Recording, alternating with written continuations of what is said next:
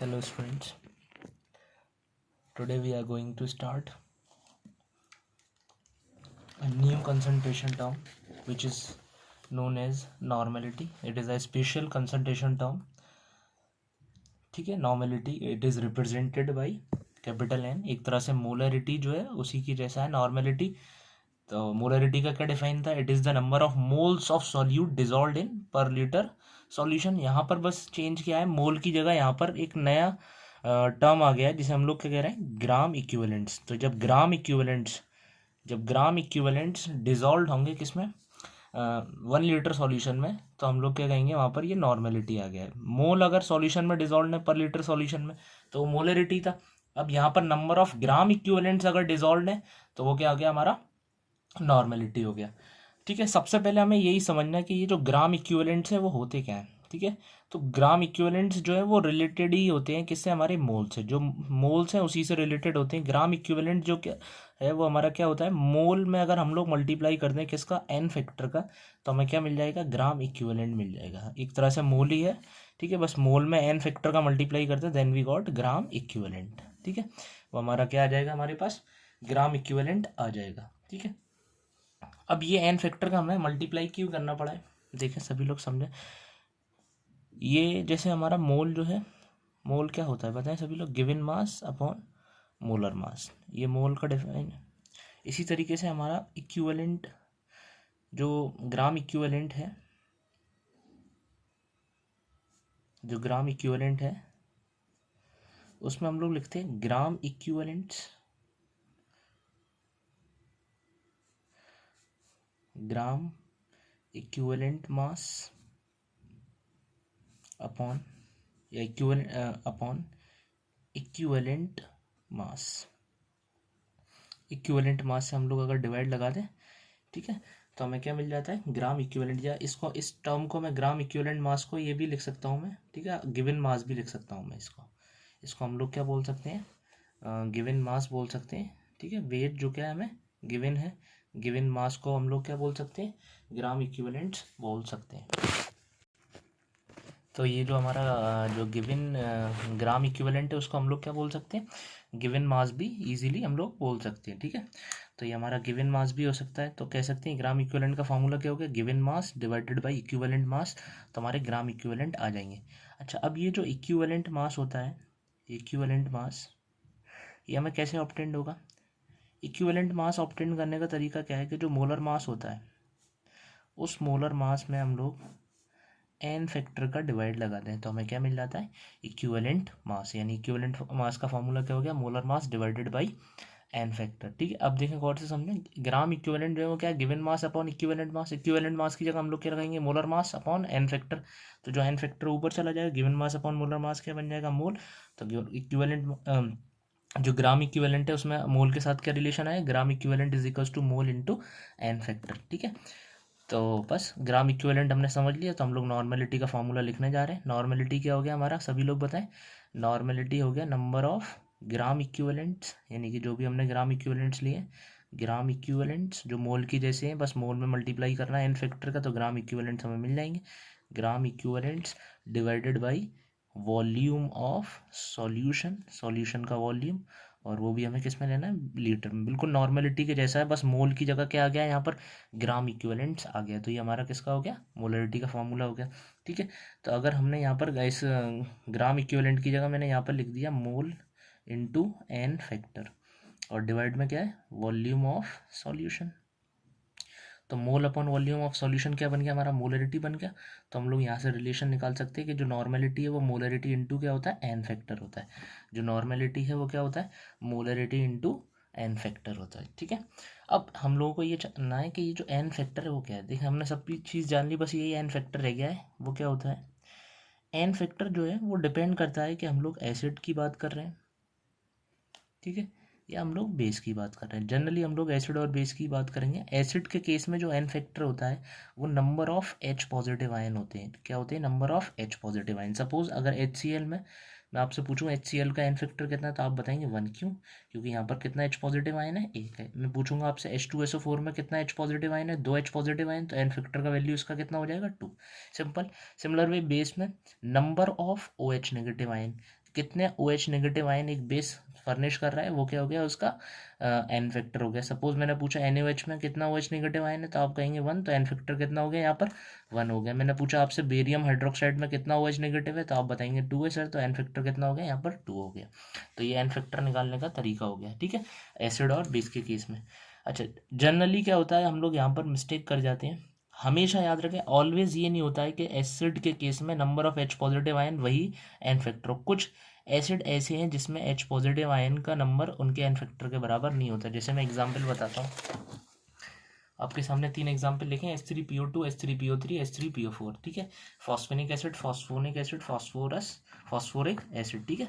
तो ये हमारे 3 एसिड है। अब मैं आपसे पूछूं यहाँ पर एन फैक्टर कितना है, तो आप बताएंगे सर 3, यहाँ 3, यहाँ 3। क्यों? क्योंकि यहाँ 3 H दिख रहे हैं, मगर यहाँ पर ये तीनों H कभी भी एक साथ फर्निश नहीं होते। अगर मैं एन फैक्टर की बात करूँ इनके, तो H3PO2 का जो एन फैक्टर का वैल्यू है वो 1 है, और इसके लिए कितना है 2 है, और इसके लिए कितना है 3 है, ठीक है। तो इन केस में बस याद रखना, इन तीनों के केस में जो एन फैक्टर वो क्यों बदलता है, स्ट्रक्चर से इसका एक्सप्लेनेशन देते हैं हम लोग। अगर मैं H3PO2 का स्ट्रक्चर बनाऊँ जो कि टेट्राहेड्रल स्ट्रक्चर है, तो वो स्ट्रक्चर इस तरीके का होता है।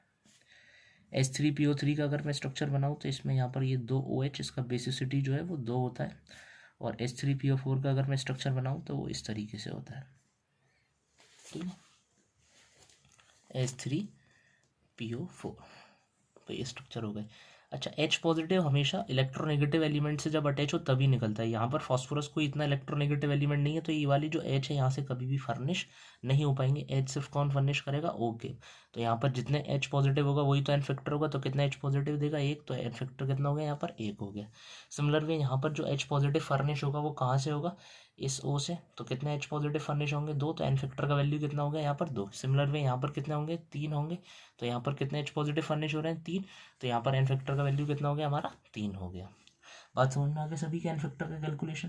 तो इस तरीके से हम लोग नॉर्मेलिटी की बात कर लेते हैं। मैं एक बार और फार्मूला लिख देता हूँ। नॉर्मेलिटी का क्या फार्मूला मैंने बताया आपको, नॉर्मेलिटी का फार्मूला क्या होता है, नंबर ऑफ ग्राम इक्विवेलेंट्स, जहाँ पर जो एन है वो किसको बता रहा है, ग्राम इक्विवेलेंट्स को, अपॉन में V ऑफ सॉल्यूशन, यानी वॉल्यूम ऑफ सॉल्यूशन। अच्छा, आपसे यूनिट पूछ ले तो यूनिट क्या होगा इसका, ऊपर क्या आएंगे ग्राम इक्विवेलेंट, ऊपर आ गए ग्राम इक्विवेलेंट, नीचे क्या है वॉल्यूम है, और वॉल्यूम हमेशा लीटर में लगाते हैं, तो ग्राम इक्विवेलेंट पर litre will be the unit of normality. बात समझ में आ गई सभी के। अच्छा, यहाँ पर again normality is directly proportional to the number of gram equivalents, जितने ज़्यादा ग्राम इक्विवेलेंट्स का नंबर उतना ही ज़्यादा normality. Normality is inversely proportional to the volume of solution, जितना ज़्यादा वॉल्यूम उतनी ही कम क्या हो जाएगी हमारी नॉर्मेलिटी हो जाएगी, ठीक है। इस चीज़ को हम लोग समझ गए। इसके बाद कुछ लेबल्स लगे हुए होते हैं सॉल्यूशंस पे, उन्हें हम लोग डील करना है। सबसे पहले पहला लेबल लगा हुआ है जिसपे ये गिवन है आपको कि नॉर्मेलिटी ऑफ द सॉल्यूशन क्या है, ठीक है। तो हमें इंटरप्रिटेशन लेना है कि अगर जब चीज़ नॉर्मेलिटी गिवन है तो हमें ये कैसे इंटरप्ट करना है। जब भी आपको नॉर्मेलिटी गिवन है, लेबल्ड है यहाँ पर या क्वेश्चन में नॉर्मेलिटी गिवन है, तो आपको ये एज्यूम करना है कि जो आपका सॉल्यूशन है डेफिनेटली उसका जो वॉल्यूम है वो कितना होगा 1 लीटर या 1000 ml, ठीक है। तो volume of solution will be definitely कितना होगा हमारा 1 लीटर होगा, ये हमें एज्यूम कर रहा है जब भी हमारे क्वेश्चन में नॉर्मेलिटी हमें गिवन होगा, ठीक है। अगर वॉल्यूम कितना हो गया यहाँ पर 1 हो गया, तो ग्राम इक्विवेलेंट्स का जो नंबर है पॉइंट, नॉर्मेलिटी का कितना है यहाँ पर वैल्यू 0.2, तो जो ग्राम इक्विवेलेंट्स है उनका नंबर भी कितना हो जाएगा 0.2 हो जाएगा। तो दूसरा अजम्पशन हमें क्या पता लग जाएगा, ये जो 0.2 लिखा हुआ है ना क्वेश्चन में, इसे किसका वैल्यू है, ग्राम इक्विवेलेंट्स का वैल्यू है। बात समझ में आ गया क्या। तो ये 2 अजम्पशंस हमें आने चाहिए जब हम लोग सॉल्यूशन पे लेवल ये लगा देखें। अच्छा, 2-3 टर्म्स और यूज़ होते हैं, डेसी नॉर्मल और सेमी नॉर्मल, तो कंफ्यूज ना हो। यहाँ पर जो नॉर्मेलिटी है, ठीक है, वो कितनी लेनी है, डेसी का मतलब कितना होता है 10, 1/10 लेनी है यहाँ पर नॉर्मेलिटी। और सेमी नॉर्मल अगर कहीं गिवन है तो वहाँ पर याद रखें नॉर्मेलिटी कितनी लेनी है हमें 1/2, सेमी मतलब आधा 1/2, ठीक है। इन चीज़ों का याद रखना है हम लोगों को। आगे हम लोग इन पर न्यूमेरिकल करेंगे, तो ठीक है, सभी लोग वीडियो को पॉज करें और इस पर बेस मैंने ये न्यूमेरिकल दिया छोटा सा, जल्दी से कर दिखाएं सभी लोग, ठीक है। फटाफट कर लिया सभी ने, देखें इसको हम लोग कैसे करेंगे इस न्यूमेरिकल को। पहला तो बहुत छोटा सा न्यूमेरिकल है हमारा, क्या दिया हुआ है, हमसे पूछा है नॉर्मेलिटी पूछा है, तो नॉर्मेलिटी जो है वो क्या होता है, मोलरिटी इनटू एक्स फैक्टर। मैंने ये फार्मूला क्यों लगाया बताएं, क्योंकि हमें मोलरिटी क्वेश्चन में गिवन है 0.1 और एक्स फैक्टर में निकालना है। H3PO3 का मैंने बताया आपको याद रखना पड़ेगा कितना होता है एक्स फैक्टर, यहाँ पर 2 होता है, तो हमारा जो आंसर है वो कितना हो गया 0.2, और यूनिट के लगाएंगे हम लोग ग्राम इक्विवेलेंट पर लीटर, ठीक है। तो ये हमारा हो गया नॉर्मेलिटी, पहला क्वेश्चन हो गया। इसके बाद हमारा सेकंड क्वेश्चन है, हमें लेबल है क्वेश्चन पे, और मैंने बताया जब भी आपको क्वेश्चन में लेबलिंग किया हुआ है तो आपको ये एज्यूम करना है, क्या एज्यूम करना है, अगर जब भी नॉर्मेलिटी गिवन होगा तो वॉल्यूम ऑफ सॉल्यूशन कितना हो गया हमारा 1 लीटर हो गया, ये एजम्पशन पहला, ठीक है। एक्वस H2SO4 का सॉल्यूशन है, तो जिसमें जो हमारा H2SO4 है उसकी जो ग्राम इक्विवेलेंट्स है 0.1 हो गए, तो 0.1 will be the gram equivalents of solute. Gram equivalents किसके होंगे, सॉल्यूट्स के, और जो सॉल्यूट है यहाँ पर हमारा, यहाँ पर क्या है इक्विवेलेंट्स, और ग्राम इक्विवेलेंट्स हमारे सॉल्यूट H2SO4 के होंगे। इतना हमें यहाँ पर इस चीज़ को देख करके समझ में आ गया, ठीक है। अब मैंने बताया नेक्स्ट हम लोग कहाँ मूव करते हैं, अपने क्वेश्चन की तरफ। वो हमसे पहला पार्ट क्या पूछ रहा है, आपको निकालनी है मोलरिटी कैपिटल M। तो मोलरिटी कैसे निकालेंगे, हम लोगों को नॉर्मेलिटी दिया हुआ है, ठीक है, और हम लोग जानते हैं जो मोलरिटी है वो नॉर्मेलिटी डिवाइडेड बाई क्या हो जाएगा, एक्स फैक्टर हो जाएगा यहाँ से। तो नॉर्मेलिटी कितना हमारे पास 0.1 दिया हुआ है, और एन फैक्टर जो है या एक्स फैक्टर कुछ भी बोलना, ठीक है, बात एक ही है, एन फैक्टर या एस फैक्टर। तो जो एन फैक्टर है यहाँ पर बताएं कितना H2SO4 के लिए, तो कम्प्लीटली डिसोसिएट होगा, 0.2 हो गया, तो कितना आ गया 0.05। अच्छा यूनिट याद रखें, यूनिट्स मोल पर लीटर। उसके बाद हमारा सेकंड पार्ट क्या है, मोलरिटी निकालना है हमें। मोलरिटी, जब मोलरिटी और डेंसिटी गिवन है तो मैंने फार्मूला कल बताया था 1000 into M upon 1000 into D minus molarity into molar mass of solute हमारा H2SO4 है तो उसका मॉलिक्यूलर वेट 98 होता है, ठीक है। अब तो बस वैल्यू पुट करना है, हमें मोलरिटी निकाल लिया कितना है 0.05, डेंसिटी हमें पता है कितना है 1.02 माइनस मोलरिटी अगेन पता है हमें कितना 0.05, और यहाँ पर 98, ठीक है। अब इसको हमें सॉल्व करना है, ऊपर कितना हो गया 50 हो गया, नीचे कितना हो गया 1020, ठीक है, माइनस, अच्छा इसे हम लोग क्या लिख सकते हैं 1/20 से हम लोग डिवाइड लगाएंगे तो कितना आएगा 49, और 49 पॉइंट कितनी डिजिट्स के बाद होगा 1 डिजिट के बाद, तो कितना आ जाएगा ये हमारा 4.9, ठीक है। अब हम लोग इजीली सब्सट्रैक्ट कर सकते हैं इसको, तो सब्सट्रैक्ट करने पर हमें क्या मिलेगा यहाँ पर 15.1 मिलेगा यहाँ पर, और हम लोग इजीली डिवाइड कर सकते हैं। और हमें यहाँ पर याद रखें यूनिट क्या आएगा, मोल है, तो हमने वैल्यूज प्लेस कर दी यहाँ पर, तो फिर यहाँ पर हमें मोल पर केजी क्या आ गया, ठीक है। यहाँ पर कोई गड़बड़ तो नहीं है, समझ लिया इजीली। देखें मैंने यहाँ पर मोलरिटी का वैल्यू प्लेस करा है, और डेंसिटी का वैल्यू प्लेस करा है, और मोलरिटी का अगेन वैल्यू प्लेस करा, और मोलर मास तो पता है, मोलर मास जिसे हम लोग कहते हैं किसका, हमारे H2SO4 का कितना है यहाँ पर 98। तो हम लोग यहाँ से इजीली मोलरिटी को कैलकुलेट कर सकते हैं। जो नेक्स्ट पार्ट है वो क्या है हमारा, स्ट्रेंथ ऑफ सॉल्यूशन, जिसे हम लोग क्या बोलते हैं, मास बाई वॉल्यूम परसेंटेज, ठीक है। तो मास बाई वॉल्यूम परसेंटेज का सबसे पहले फॉर्मूला बताएं सभी लोग, ऊपर क्या लिखेंगे हम लोग, मास ऑफ सॉल्यूट, ठीक है, नीचे क्या लिखेंगे, वॉल्यूम ऑफ सॉल्यूशन, ठीक है।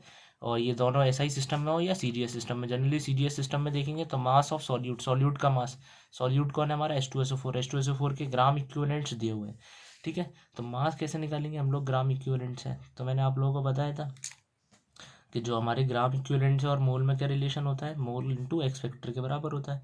तो अगर मोल निकालना है तो एक्स फैक्टर का हम लोग डिवाइड लगाते हैं जो कि 2 है। अच्छा अब मोल से हमें क्या निकालना है, गिवन मास, तो मोल का फॉर्मूला क्या होता है, गिवन मास अपॉन मोलर मास, तो मोलर मास का मल्टीप्लाई कर देंगे बस मोल में, मोल कितने आ गए 0.05। अब हम लोग इसका किस में मल्टीप्लाई कर देंगे, यहाँ पर पता है सभी लोग, मोल का में हम लोग मल्टीप्लाई करेंगे मोलर मास का, जो कि क्या हमारा 98, और जो कि इतना आएगा वैल्यू हमारा 4.9। सभी के समझ में आ गई। तो ये हमारा 4.9 क्या हो गया गिवन मास, तो मैं यहाँ पर रखने जा रहा हूँ सॉल्यूट का गिवन मास 4.9। अब हमें यहाँ पर क्या लिखना है, वॉल्यूम ऑफ सॉल्यूशन, जो कि पता है हमारा कितना है 1 लीटर। मैंने बताया जब ये ग्राम में लिया है तो ये भी ग्राम में लेंगे, तो यहाँ कितना लेंगे हम लोग 1000, बस हमें मल्टीप्लाई करना है, और यहाँ पर हमारा आंसर आ गया 0.49%। तो ये हो गए हमारे क्या क्वेश्चन के तीनों पार्ट्स, ठीक है। इसके बाद हम लोग अगले नए कॉन्सेप्ट पर मूव करते हैं, जैसे हम लोग क्या कहते हैं, number of milli equivalents. Milli equivalents क्या होते हैं, ठीक है, जैसे जो इक्विवेलेंट्स होते हैं, इक्विवेलेंट्स, उन इक्विवेलेंट्स में अगर हम लोग मिली का मतलब मैंने बताया 1000 का डिवाइड लगाते हैं तो हमें क्या मिल जाएंगे, नंबर ऑफ मिली इक्विवेलेंट्स। अच्छा इक्विवेलेंट्स का फॉर्मूला बताएं यहाँ पर, अगर ग्राम इक्विवेलेंट का फॉर्मूला, नॉर्मेलिटी का फॉर्मूला पूछूं मैं तो ऊपर इक्विवेलेंट्स और नीचे क्या, वॉल्यूम ऑफ सॉल्यूशन लीटर। तो इक्विवेलेंट का फॉर्मूला क्या आ जाएगा, नॉर्मेलिटी इनटू वॉल्यूम। याद रखें यहाँ वॉल्यूम जो लिया है वो हमने किस में लिया है, लीटर में। सपोज मैं वॉल्यूम एमएल में लेना चाहता हूँ तो लीटर को एमएल में कन्वर्ट करेंगे तो 1000 का मल्टीप्लाई करना पड़ेगा। 1000 से 1000 कैंसिल हो जाएगा। तो हम लोग एक फॉर्मूला याद रखेंगे, जैसे वहाँ पर मिली मोल्स का फॉर्मूला था, number of milli moles, molarity into volume. इसी तरीके से नंबर ऑफ मिली इक्विवेलेंट्स का फॉर्मूला है नॉर्मेलिटी इंटू वॉल्यूम। और याद रखें वहाँ पर भी वॉल्यूम एमएल में लगाते थे, यहाँ भी हम लोग वॉल्यूम एमएल में लगाएंगे। तो ये हमारे पास आ गए नंबर ऑफ मिली इक्विवेलेंट्स। इसके बाद हम लोग मिक्सिंग, मैंने वहाँ पर 2 पार्ट छोड़ दिए थे, ठीक है। मैंने कहा था 2 पार्ट को हम लोग जब नॉर्मेलिटी डिस्कस कर लेंगे इसके बाद हम लोग डिस्कस करेंगे। ऐसा मान लें कि जो सॉल्यूशन है वो 2 पार्ट्स में डिवाइडेड है। एक तो ऐसा सॉल्यूशन जो रिएक्ट करते हैं, 2 स्पीसीज, यानी जो रिएक्टेंट और प्रोडक्ट आप मिला रहे हैं वो रिएक्ट कर रहे हैं। और एक ऐसा सॉल्यूशन है जिसमें रिएक्टेंट और जो आप सॉल्यूट और यहाँ पर जो सॉल्वेंट ले रहे हैं आप वो रिएक्टिंग है, और यहाँ पर आप सॉल्यूट और सॉल्वेंट ले रहे हैं वो कैसे हैं, नॉन रिएक्टिंग है। यहाँ पर रिएक्ट कर रहे हैं वो आपस में, एक तरह से रिएक्टेंट और प्रोडक्ट की फॉर्म में आ रहे हैं, और यहाँ पर रिएक्ट नहीं कर रहे हैं। रिएक्ट कौन नहीं करेंगे, जो सेम होंगे, जैसे एसिड एसिड के मिक्सचर, बेस बेस के मिक्सचर, या एसिड एसिड ले लें हम लोग, या 2 क्या लेना, बेस बेस, इनके मिक्सचर कभी भी रिएक्ट नहीं करेंगे, तो ये नॉन रिएक्टिंग मिक्सचर हो गए। और रिएक्टिंग कौन से, एसिड और बेस। हम लोग जानते हैं एसिड और बेस को जब हम लोग लेंगे तो रिएक्शन होगा, और रिएक्शन क्या कहलाता है, न्यूट्रलाइजेशन रिएक्शन, जिसमें सॉल्ट और वाटर मिलता है, ठीक है। तो हम लोगों ने सबसे पहले मिक्सचर कौन से लिए, नॉन रिएक्टिंग। और मिक्सचर वो मैंने बता दिया आपको, या तो 2 एसिड होंगे या 2 बेस होंगे, ठीक है। दोनों ही मिक्सचर ले लिया हमने, या तो दोनों एसिड होंगे या दोनों बेस होंगे। पहले सॉल्यूशन लिया जिसकी नॉर्मेलिटी N1 है और इस सॉल्यूशन का वॉल्यूम क्या है, V1 है। इस सॉल्यूशन की जो नॉर्मेलिटी है N2 है, और इस सॉल्यूशन का जो वॉल्यूम है वो क्या है, V2 है। अब इन दोनों को हमने एक ही सॉल्यूशन बना लिया, यानी कि इन दोनों को मिक्सअप कर लिया। या तो ये दोनों एसिड है, याद रखिए, या दोनों ये क्या है, बेस है। ये भी एसिड, ये भी एसिड, ये बेस, और ये बेस, दोनों को हमने मिला दिया, एक नया सॉल्यूशन तैयार हो गया जिसकी normality, total normality N total हो गई और वॉल्यूम वी टोटल हो गया। ऑब्वियसली V1 और V2 का समीशन होगा टोटल वॉल्यूम। अब हमने एक सॉल्यूशन प्रिपेयर कर लिया, तो वो हमसे ये पूछ रहा है कि जो सॉल्यूशन आपने प्रिपेयर किया है उसकी टोटल नॉर्मेलिटी की वैल्यू क्या होगी। तो जैसे हमने वहाँ पर मिक्सिंग में कॉन्सेप्ट लगाया था कि जो मोल्स होते हैं वो क्या थे, इक्वल थे। जो पहले मिलाए थे वो मोल मिलाने से पहले और मिलाने के बाद वाले मोल क्या होंगे, बराबर होंगे। इसी तरीके से हम लोग यहाँ पर नॉर्मेलिटी पढ़ रहे हैं, तो नॉर्मेलिटी में मोल से क्या रिप्लेस हो गया, ग्राम इक्विवेलेंट्स। तो हम लोग ग्राम इक्विवेलेंट्स, ठीक है, बिफोर मिक्सिंग और आफ्टर मिक्सिंग बराबर कर देंगे। तो ग्राम इक्विवेलेंट्स बिफोर मिक्सिंग, ये याद रखें कौन से वाले, बिफोर मिक्सिंग, मिक्सिंग से पहले वाले। और यहाँ पर हम लोग लिख रहे हैं gram equivalents after mixing, mixing के बाद। तो ग्राम इक्विवेलेंट्स का फॉर्मूला, ठीक है, हम लोग मिली इक्विवेलेंट्स भी लिख सकते हैं, उन्हें बात एक ही है। तो जो होंगे हमारे ग्राम इक्विवेलेंट्स या मिली इक्विवेलेंट्स, पहले क्या होंगे, N1V1, ठीक है, समझ रहे ना। और बाद में, और दूसरे पहले के N1V1 प्लस N2V2, और बाद में कितने हो जाएंगे, N total into V total. मैंने बस क्या किया है यहाँ पर, मिली इक्विवेलेंट्स निकाल लिया और मिली इक्विवेलेंट्स को ऐड कर दिया, क्योंकि मिक्सचर दो, मतलब जो पहले मिक्स करने से पहले थे वो 2 थे, इसलिए दोनों को ऐड कर दिया। अब यहाँ से N टोटल यानी टोटल नॉर्मेलिटी का क्या फॉर्मूला आ जाएगा, N1V1 प्लस N2V2 अपॉन में वी टोटल क्या है, V1 प्लस V2। तो ये हम लोग फॉर्मूला लगाएंगे कब, जब हम लोग 2 एसिड या 2 बेस को मिलाएंगे। याद रखें उनके, सॉरी